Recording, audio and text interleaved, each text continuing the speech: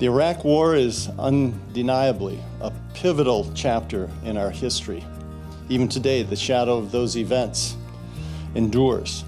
The war has left behind significant implications for the Middle East, as well as the United States and indeed the world.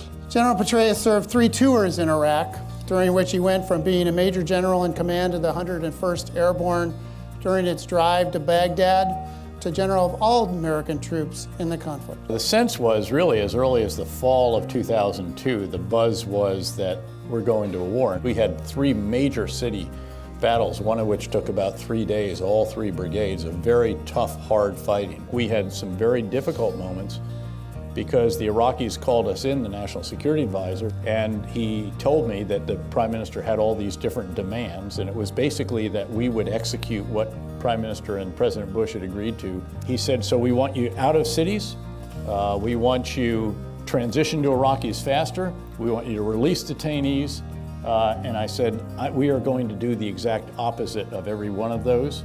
And if you would please tell Prime Minister Maliki that if he strongly wants to do this, tell this to President Bush tomorrow, but if he does that, he should know that I'll be on the next plane to Washington and I intend to take the policy with me. The surge that mattered most was the surge of ideas. It was the change of strategy. It was going back into the cities because the decisive terrain is the human terrain and we must secure and serve the people, and the only way you can do it is by living with them 24 hours a day, 7 days a week. We were able to get the fabric of society back together again, and that's what ultimately worked. During the surge, there was this period of, a degree of harmony, frankly. And really, it was unhinged in 22 February 2006 with a bombing of a holy Shia shrine, Samara Mosque, in a Sunni area. This was catastrophic, and you started off a spiral of violence that just kept going and going and going. I very much think we can defeat the Islamic State militarily in Iraq and will. The question is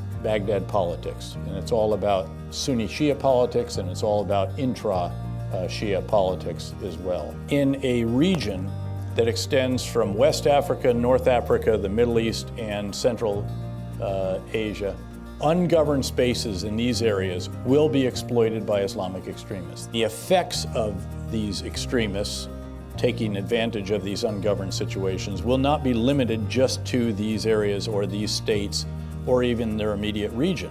These are going to affect others, and nowhere is that worse than in the case of Syria, which we term a geopolitical Chernobyl. American leadership is absolutely vital. In most of these cases, if we aren't leading, it will not happen. There will not be a coalition of the willing. We do it with a coalition. Churchill's right when he said the only thing worse than fighting with allies is fighting without them. Those coalitions should include as many Islamic partners as we can get. This is a clash within the Islamic civilization. We have the capability to do this. This is doable.